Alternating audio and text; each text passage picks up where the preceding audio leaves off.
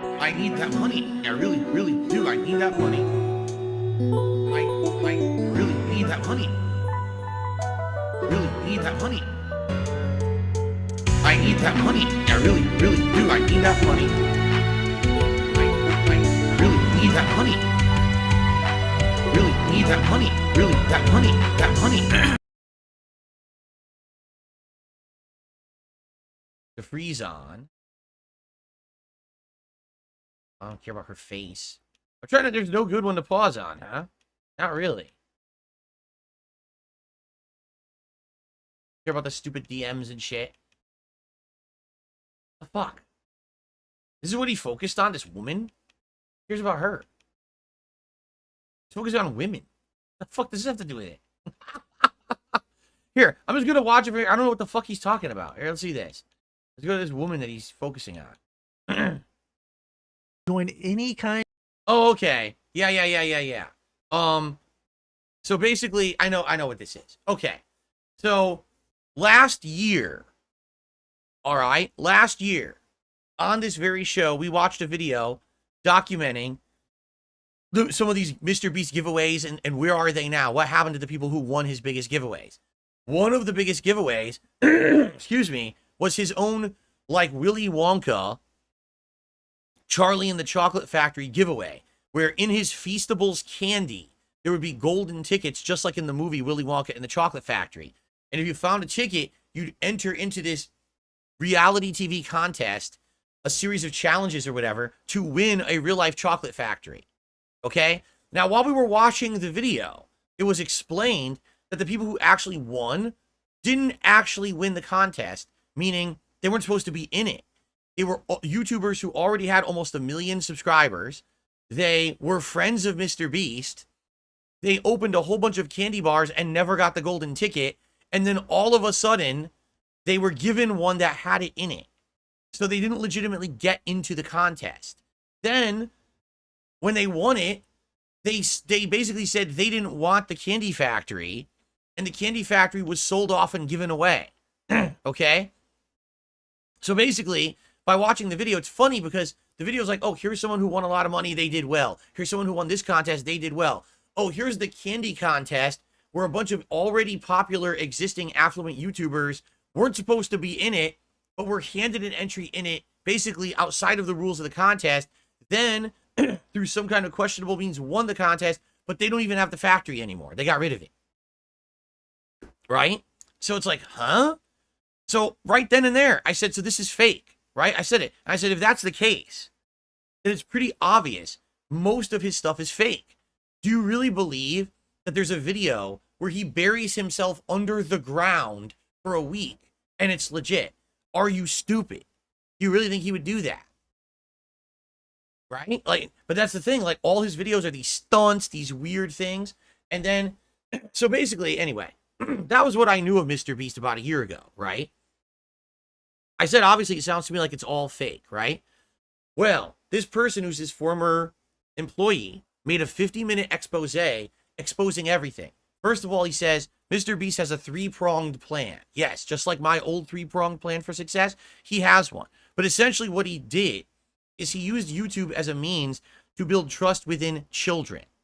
He made it so that children now see him as some kind of a good Samaritan authority on life. So now kids follow him no matter what he does or where he goes, and they take his word for it no matter what he says, and they do whatever they're told. For example, he was telling children that go to the store where you see my Feastables candy bars, and please clean up the shelf for me. Make it so that my candy bars are straight and aligned and nice, and the area is clean, that the tags are out so people can see the price. And if there's not enough, please go grab an employee and ask them to restock the shelf with my Feastable candy bar. Yes, he actually did this. It's documented. He does it. He says, but he knows his audience is kids. So he knows that children will do this. You see?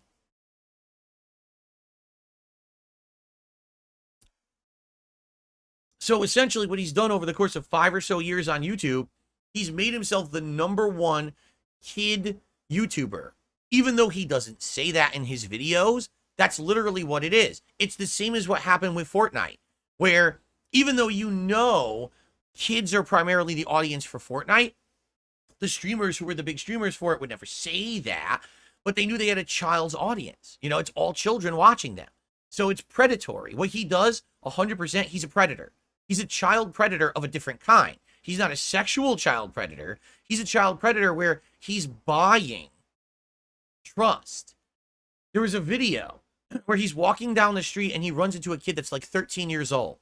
And he says, hey, right now, open your phone and show me that you're subscribed to me on YouTube. And the kid goes, oh, I am. And he shows him, oh, here's $1,000. Thanks for subscribing. So now kids think if I subscribe to Mr. Beast and I run into him on the street, he'll give me $1,000. So they all subscribe to him. And he's done tons and tons and tons of stunts like that are insanely exploitative of children. Okay? So that's number one. He exploits children. Number two, most of his videos are fake. There may be a few here or there that are legit, but most of them are fake. People have called out CGI. People have called out the fact that the time frame's wrong. People who have been in the videos, which is what this is right here, they offered anyone who lost $1,000 to sign away their rights to join any kind of class action lawsuit. I didn't sign, so I did not get the money. After this article came up, things started blowing up. They called everyone back and decided to offer an additional $1,000 to make up for inconveniences. So this is what I mean. All of his videos are faked like this, where you can't tell anyone what really happened. You can't actually be truthful to anybody. Instead, you just have to keep everything a secret, and we'll keep it hush hush, pay you money for it, yada yada. That's how his content is, right? So he's coming forth with videos that he's claiming are genuine. He says he's argued with people on social media. He's argued with people, no, our content's real.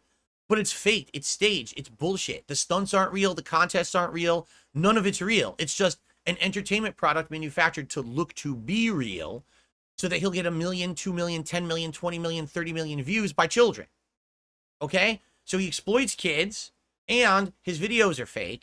Then on top of that, he does fake giveaways, meaning he'll be on a stream and say, we're going to do a merch giveaway. If you buy a piece of merch, all right, we'll sign it live, but we're going to randomly include money in certain ones. We'll include money in this one, money in that one. Okay? First of all, that's an illegal lottery. You can't do it. It's actually completely illegal. No matter where you are in the United States, you have to have rules you abide by when you do a lottery. So him just giving shit away like that is actually illegal.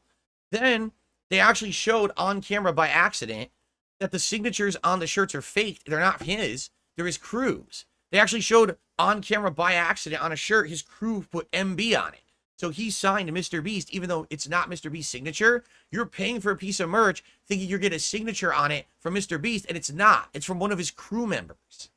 Okay? So, I mean, this is just 3 things from this 50-plus minute video that were blown up.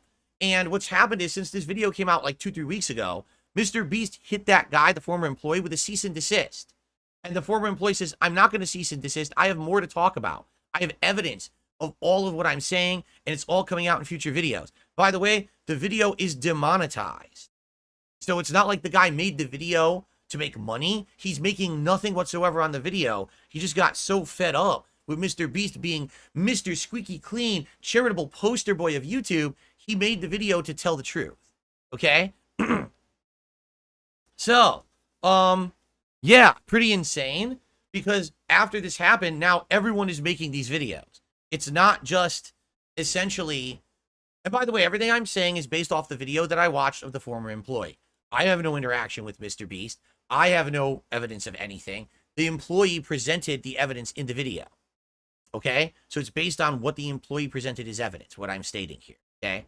So I'm not saying anything. I'm just covering it in the video here. But look at this. There have been, no exaggeration, probably about 100 to 200 videos on YouTube now in the last 2 weeks that look just like this. Some of them have 5 to 10 million views, and they're all saying exactly the same thing. Mr. Beast just got exposed. And it's not just about, like I said, yeah, he had a former friend who apparently now has been exposed supposedly for child grooming, and he didn't really do anything about it, or he never really called him out for it. But that was how this started. But then when people started to see that not really catch, I guess you could say, that's essentially when basically this guy came out and did his video, this expose video. So this is pretty insane. What's going on with Mr. Beast right now? For the last 2 weeks, it's been like this, and it's getting worse and worse. Like, at this point, I'm very curious what's going to happen. Because if people actually go after this guy for fake lotteries, that's illegal. And he could actually go to jail for it. Or pay millions upon dollars in fines for illegal lotteries. All right? If it's found that his videos are deceptive and not real, but he claimed they were real, that's fraud. That's also a crime. So he might actually get caught out for multiple crimes if people can prove what they're saying. I'm very curious what's going to happen moving forward with this guy. The thing is, children might not care, right? They might not. Children are very gullible. They're very believable. They might just keep believing this guy is some kind of a real life superhero, right? And when in reality, I mean, I've told you guys this before, and I'll end with this, all right? I'll end with this. There's a difference between charity and philanthropy. True charity is when you give away of yourself, you sacrifice something of yourself to help others, and you don't personally benefit from it at all. In fact, people shouldn't even know. What is charity? Donating your time at a soup kitchen. Instead of doing something with your time that would benefit you or your family, you went to a soup kitchen and literally just helped feed the homeless. You took your hard-earned money and you actually put it towards a cause, but you didn't publicly proclaim it for personal gain. You just did it behind the scenes. That's charity work. You understand? Now, philanthropy is when you're trying to help people through any means, but it doesn't have that criteria of secrecy and you don't help yourself. Literally everything he has done, Mr. Beast, is considered philanthropy, but not charity. Literally none of it has ever been super secret behind the scenes. It's all self-serving. Every single video he makes is self-serving. All of his businesses are self-serving. They're all self-serving because he benefits from it directly, right? It was all about giving away.